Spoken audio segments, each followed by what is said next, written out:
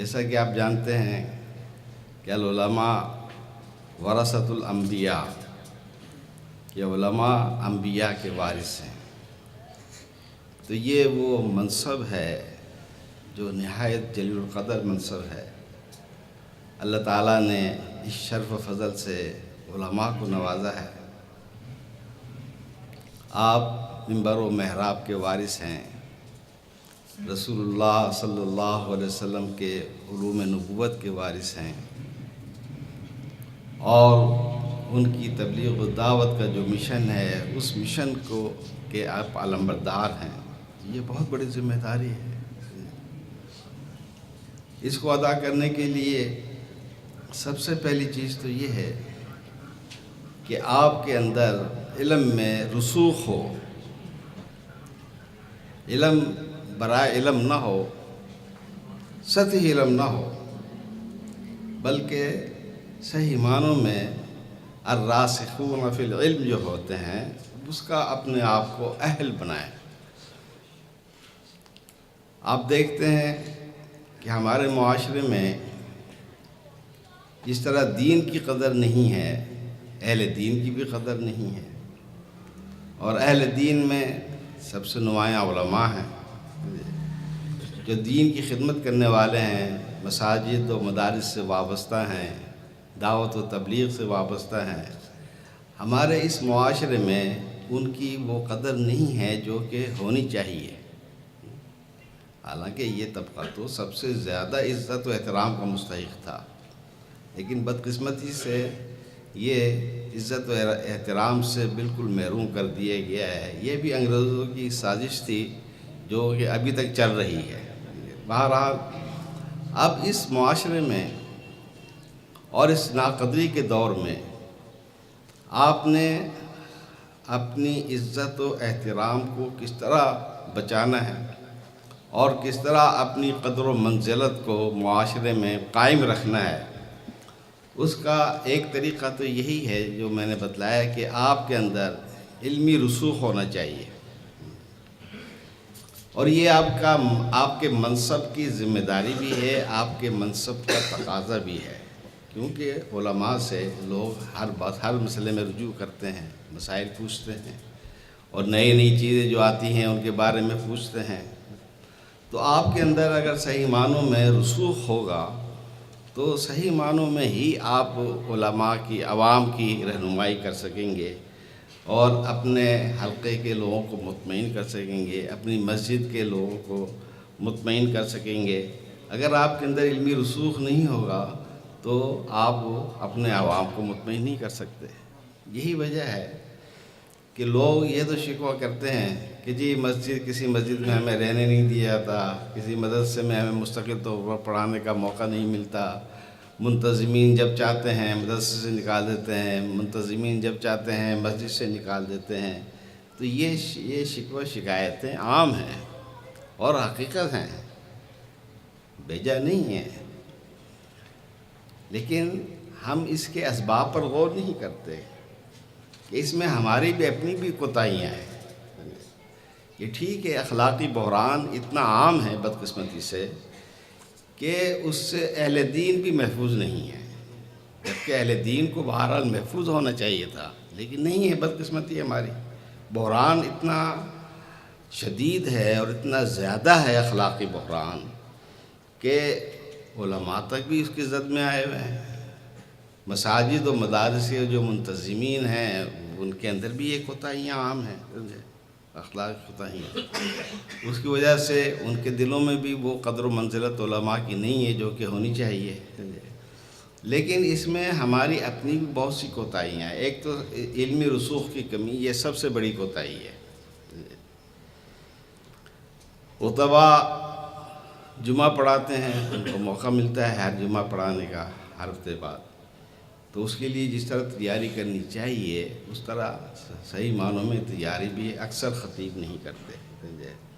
وقت گزارنے کا مسئلہ حل کر لیتے ہیں، کسی طریقے سے خطبے کا وقت جو آدھا گھنٹہ پون گھنٹہ ہوتا ہے وہ کسی طرح پاس کر لیں، لیکن صحیح طریقے سے تیاری کر کے خطبہ پڑھانا، جمعہ پڑھانا، یہ بہت کم خطیبوں کے حصے میں آیا ہے۔ تو یہ علمی رسوخ آپ نے کس طرح پیدا کرنا ہے؟ آپ نے بنیادی تعلیم تو مدارس میں حاصل کی ہوتی ہے، اس کی وجہ سے آپ اردو کتابیں بھی مطالعہ کر سکتے ہیں اور عربی کتابیں بھی مطالعہ کر سکتے ہیں۔ پہلے تو کچھ فارسی بھی پڑھائی جاتی تھی، تھوڑی بہت فارسی کی سے چیزیں بھی پڑھ لی جاتی تھیں۔ اب فارسی کا ذوق تو بہت ہی کم ہو گیا ہے۔ بہرحال عربی اردو کتابیں، اور یہ دونوں زبانیں ایسی ہیں کہ اسلامی لٹریچر ان دونوں زبانوں میں جتنا ہے دنیا کی کسی زبان میں اتنا لٹریچر نہیں ہے۔ عربی زبان میں تو ہے ہی نا لٹریچر سارا ہمارا، لیکن الحمدللہ اردو زبان بھی عربی کے بعد اسلامی لٹریچر کے اعتبار سے دنیا کی سب سے بڑی زبان ہے۔ تو ہماری اردو زبان میں اسلامی لٹریچر کی الحمدللہ کمی نہیں ہے، تو ہمیں عربی کتابیں بھی پڑھنی چاہیے، اور عربی کتابوں میں بالخصوص جو ہمارے علماء راسخین ہیں، امام ابن قیم ہیں، امام ابن تیمیہ ہیں، امام شوکانی ہیں، امام ابن کثیر ہیں، ان کی کتابوں کو گہری نظر سے مطالعہ کرنا چاہیے۔ اور اسی طریقے سے ہمارے علماء نے جو ہمارے اسلاف نے کتابیں لکھی ہیں ان کا مطالعہ کریں۔ اردو زبان میں بڑا لٹریچر ہے، ہمارے اسلاف کی کتابیں لکھی ہوئی۔ یہ جو فتنہ کا اتنا بار بار زور بیان ہو رہا ہے، اس میں کوئی شک نہیں ہے، فتنے بڑے عام ہیں،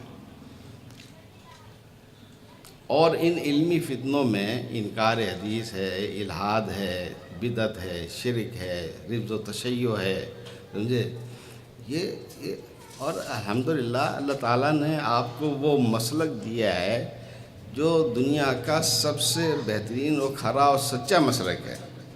یہ واحد مسلک ہے، بلکہ سمجھے یہ اللہ تعالیٰ نے آپ پر بہت بڑا انعام کیا ہے۔ اس اللہ تعالیٰ کی اس نعمت کو سمجھیے اور اس کا صحیح معنوں میں ادراک اور احساس کر کے اس مسلک کو آپ نے مضبوط کرنا ہے، فروغ دینا ہے، یہ آپ کی ذمہ داری ہے۔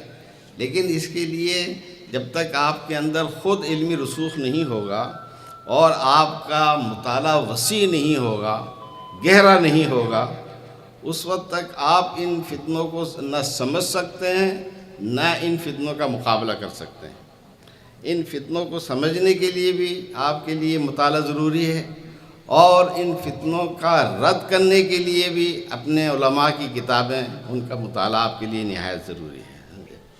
تو اس لیے سب سے پہلی چیز تو یہ ہے کہ آپ علمی رسوخ اپنے اندر پیدا کریں۔ دوسری بات کہ اپنے اندر مطالعے کی عادت اپنائیں۔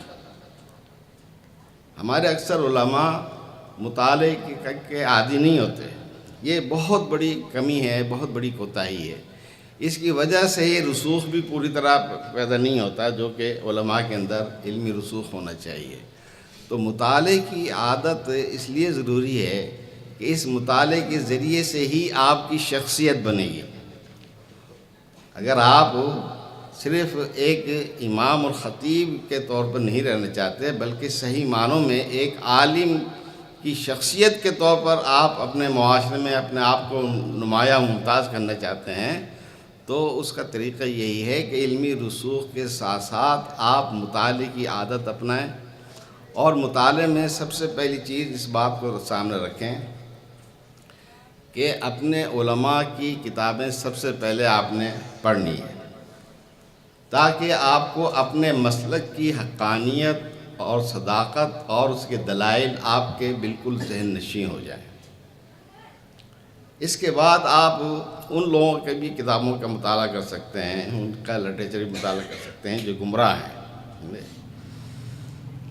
لیکن اگر آپ پہلے اپنے ہی علماء کی کتابیں نہیں پڑھیں گے اور اپنے مسلک کے بارے میں آپ کے اندر وہ قوت پختگی نہیں آئے گی جو کہ آنی چاہیے، تو یہ خطرہ ہے کہ آپ فتنوں کا مقابلہ کرنے کے لیے گمراہ لوگوں کا لٹریچر پڑھیں گے تو آپ خود بھی گمراہ ہو سکتے ہیں۔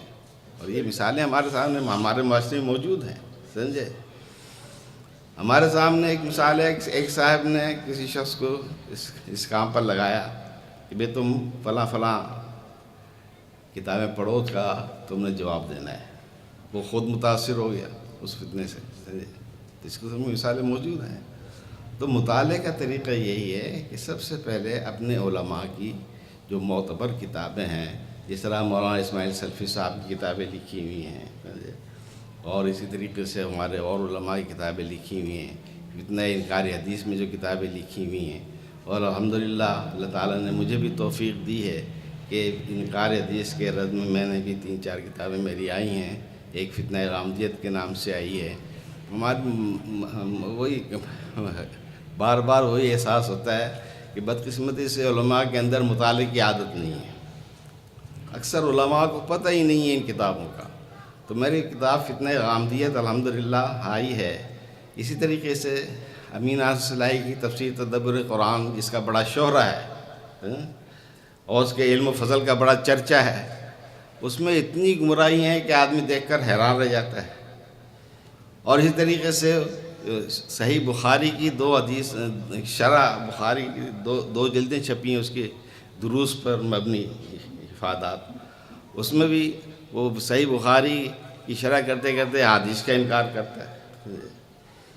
تو اللہ تعالیٰ کی توفیق سے میں نے ان دونوں جلدوں کا بھی اور پوری تدبر قرآن 9 جلدوں میں جو ہے، ان میں جہاں جہاں گمراہی تھی، حدیث کا انکار کر تھا، ان سب کا اللہ تعالیٰ کی توفیق سے جواب دیا ہے۔ میری وہ کتاب مولانا امین احسن اصلاحی اپنے حدیثی اور تفسیری نظریات کی روشنی میں کے عنوان سے وہ کتاب چھپ چکی ہے۔ اور اب اس فتنے کے جو بانی ہیں نا، ان کے استاد حمید الدین فراہی، جس نے نظم قرآن کے نام سے انکار حدیث کا فتنہ برپا کیا ہے، سمجھے، یہ اصل فتنہ وہاں سے چلا ہے۔ تو حمید الدین فراہی پر بھی میری کتاب انشاءاللہ اگلے ہفتے آ رہی ہے، پریس میں چلی گئی ہے، سمجھے، اس کا نام یہی ہے کہ فکر فراہی اور اس کے گمراہ کن اثرات، سمجھے۔ تو اس کے جو اور دیگر متاثرین ہیں، ان سب کا جائزہ اس میں لیا گیا الحمدللہ اللہ تعالیٰ کی توفیق سے۔ اور اسی طریقے سے عظمت حدیث کے نام سے بھی میری ایک کتاب ہے، اس میں مقلدین کا بھی ہیں جو حدیث کو رد کرتے ہیں کسی نہ کسی انداز سے، ان کا رد ہے۔ تو یہ لٹریچر تو ہمارا الحمدللہ موجود ہے۔ بدقسمتی یہ ہے کہ ہمارے علماء کو ان کتابوں کا علم ہی نہیں ہے، کیوں کہ وہ مطالعے کی عادت ہی نہیں ان کے اندر۔ تو آپ ایک تو اپنی جماعت کے رسائل اور جرائد جو نکلتے ہیں ان کا مطالعہ رکھا کریں، ان کے ذریعے سے کتابوں کا بھی علم ہوتا رہتا ہے۔ تو یہ چیزیں کہ میں کہنے کا یہ نہیں، یہ آپ یہ نہ سمجھیں کہ بھئی یہ اپنی تعریف میں یا اپنی چیزیں بیان کر رہا ہے، کیونکہ موضوع کی اہمیت کا تقاضا ہے کہ آپ کے سامنے ان چیزوں کو واضح کیا جائے، آپ کو بتلایا جائے، سمجھے۔ تو میرا کہنے کا مقصد یہی ہے کہ آپ ایک اپنے اندر علمی رسوخ پیدا کریں اور مطالعے کی عادت اپنائیں۔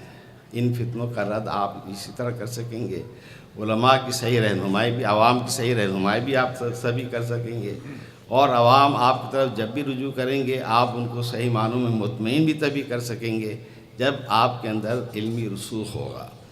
دوسری بات یہ ہے کہ ہمارے عوام جو مسجدوں میں آ کر نماز پڑھتے ہیں، مدارس میں کا انتظام چلاتے ہیں، مساجد کا انتظام چلاتے ہیں، وہ چاہے کیسے بھی ہوں، اخلاقی لحاظ سے، دینی اعتبار سے، ان کے اندر چاہے کتنی بھی کمزوریاں ہوں، لیکن وہ اپنے علماء کو فرشتہ صفت دیکھنا چاہتے ہیں۔ وہ کہتے ہیں علماء آپ کو فرشتہ ہونا چاہیے۔ تو ان کی خواہش اتنی غلط بھی نہیں ہے۔ علماء کی حیثیت معاشرے میں سفید لباس کی طرح ہے۔